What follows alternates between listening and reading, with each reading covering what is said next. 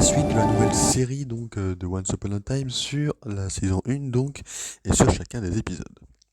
Donc aujourd'hui on se retrouve sur l'épisode numéro 2, donc le sort noir, et on se retrouve du coup tout de suite on va parler de chaque catégorie comme j'ai fait la semaine dernière. Donc ce que je vous propose c'est que c'est parti sans plus attendre. Donc le livre, je vous avais promis que le livre prendrait de l'importance au fur et à mesure de la série. Et bien ici, il commence donc dans les bras de Regina, cherchant des réponses sur comment retrouver la fille royale capable de briser la malédiction. Seulement, la fin du livre a disparu et les pages ont été déchirées. En effet, c'est le petit Henry qui les a cachées car le nom d'Emma y est mentionné. Ces mêmes pages, à la fin de l'épisode, finissent brûlées car Emma cherche un moyen doux de guérir Henry, même si par rapport à sa discussion avec Marie-Margaret, on sait qu'elle lutte et qu'il y a un combat intérieur en elle. La partie d'échecs. Tout le long de ce second épisode, nous allons assister à une partie d'échecs entre Emma et Regina. Le premier coup viendra de Regina, qui incitera très indirectement Emma à aller voir Archie, le psychologue d'Henry. Seulement, c'est un piège. It's a trap. Un piège qui démontre vraiment la fourberie de cette mère. En effet, quand Emma sera face à Archie, il finira par lui céder le dossier d'Henry sur l'ordre discret de Regina. Il l'appellera même pour la prévenir, ce qui montre l'emprise de Regina, et ce, même sur les personnes dont l'aiguille morale est réputée comme parfaite. Et donc, suite à cela, le shérif Grams viendra arrêter Emma pour vol du dossier d'Henry sur l'appui du témoignage du docteur.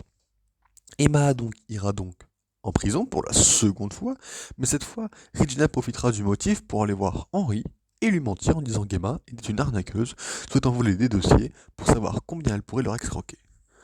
Cependant, Marie viendra payer sa caution et la libérer, ce qui va permettre à Emma de jouer entre guillemets son coup, puisque comme elle se souviendra que le pommier de Regina lui tient à cœur, elle ira en couper une branche devant elle.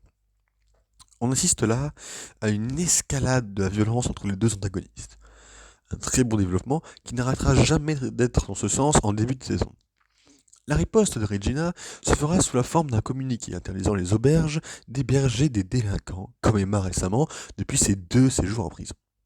Elle ira même jusqu'à bloquer la voiture d'Emma et la faire marcher 20 minutes pour la piéger et l'amener à dire qu'Henry est dingue devant lui, comme l'a déconseillé le docteur Hopper un peu précédemment. Et ici, nous voyons donc une nouvelle facette de Regina, parce que malgré les avertissements de Grahams, Regina n'a tout de même pas hésité à mettre Henry dans un état presque de dépression pour atteindre son but de blesser Emma, nous montrant ainsi que Regina est un monstre, tout en attisant une certaine pitié quant à la mort de son propre père. L'origine du sort noir, le fameux sort noir, la base de la malédiction, le début de tout, le début de la série. Comment est-il arrivé là? Eh bien, après le mariage de Charmant et Blanche, on va apprendre qu'il est aux mains de Maléfique, l'amie apparente de la méchante reine. Ainsi, la méchante reine ira à la forteresse interdite et la discussion nous montrera encore une fois à quel point la méchante reine est non seulement impitoyable auprès de ses amis, mais également à quel point elle ne croit plus en l'amour au point de le voir que comme une faiblesse. C'est vraiment un épisode qui, selon moi, est basé sur le développement de la rage de Regina et le coup de celle-ci. Un beau développement et même un petit gag. Je parle évidemment du nain de jardin dans la pelouse de la mairie, qui est le nain vilain lors de la réunification des méchants. Et là, semi-surprise. Le sort noir vient de Rumpelstiltskin. Vous voyez, je vous en ai parlé pendant 10 ans. Je vous ai dit ses mérites pendant 10 ans. J'adore ce personnage, je l'adore encore, je l'adorerai toujours. Évidemment, ce personnage d'un badass incarné est celui qui est donné à la méchante reine, ce fameux sang noir. Et c'est donc indirectement celui qui est la cause de la série. Mais durant leur discussion, on va apprendre comment la méchante reine a appris que la fille du couple royal était une menace. Rumpelstiltskin le lui a dit. Et il l'aidera à lancer le sort noir en échange de terres et de richesses. Soit donc être propriétaire de la ville de Storybrooke et donc encaisser les loyers tous les mois. Encore une fois, même emprisonné, il mène parmi les meilleurs marchés, notamment en rajoutant la clause où la méchante reine doit obéir à Rumple si il dit « s'il te plaît » dans ce nouveau monde. La relation entre Blanche et Emma. Dans cet épisode, on va avoir un petit début d'amitié et non pas encore de relation mère-fille, car même si Emma sait qu'Henri le pense, elle ne pense pas, elle, que Blanche est sa mère. C'est un peu compliqué. On voit la réaction d'Emma quand Marie dit être Blanche-Neige selon Henri. Elle est troublée, elle a envie d'y croire, mais une part de raisonnabilité l'y en empêche. Cela résume bien le personnage, toujours ancré dans la réalité, mais avec des tensions vers les dires d'Henri. De plus, quand elle reviendra vers sa mère pour lui rembourser la caution mentionnée plus haut, on verra que l'espoir de Marie contraste avec cette réalité que s'impose Emma. C'est une relation qui va devenir puissante, mais qui est déjà très amusante à ce stade de l'histoire et dont l'avenir nous semble déjà radieux. Petit détail amusant, Mary, Emma et Henri aiment la cannelle. Et à la fin de leur discussion de fin d'épisode, on verra qu'Emma commence un peu à y croire, puisqu'elle va dire elle-même « Je révise fortement la notion de dingue ». La relation entre Rumple et Regina, une des meilleures relations de la série. Évidemment, entre les deux personnages qui portent la série, leur relation ne pouvait être qu'extraordinaire. Tantôt alliés, ennemis, intérêts amoureux ou neutres, on va avoir là des relations amusantes et profondes. Ici, à première vue, ils semblent alliés, puisque Rumpelstiltskin a donné le sort noir à la méchante reine. Cependant, on va avoir un des dialogues les plus amusants entre les deux seuls vrais réveillés de Storybrooke.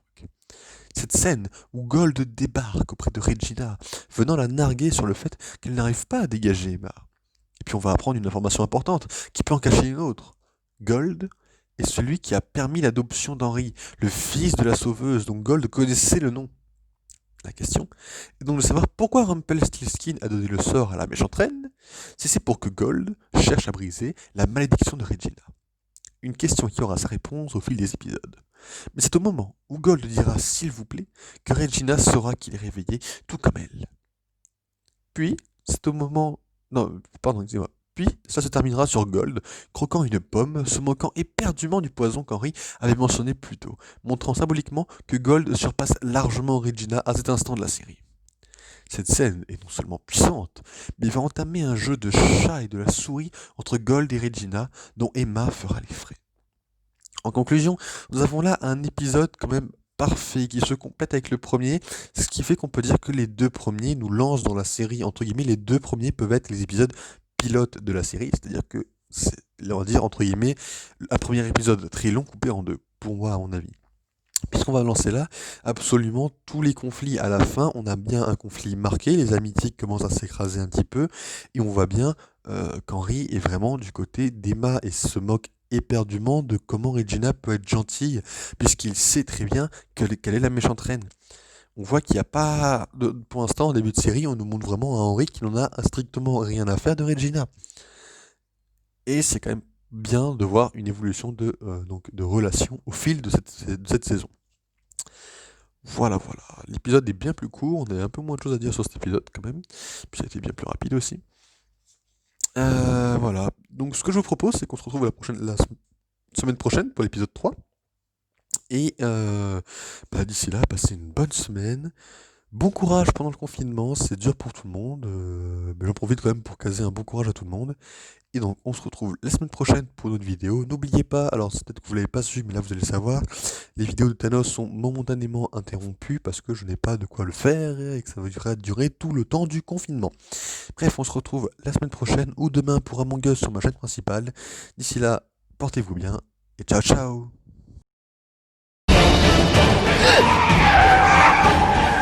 Why did you do this? Because this is my happy ending. Believing in even the possibility of a happy ending is a very powerful thing. He doesn't know that he's a fairy tale character. None of them do. They don't remember who they are. Everything we love will be ripped from us while we suffer for all eternity. No more happy endings.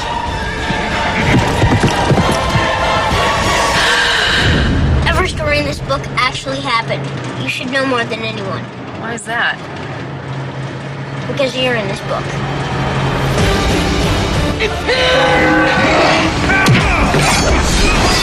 Where are we going? Somewhere horrible.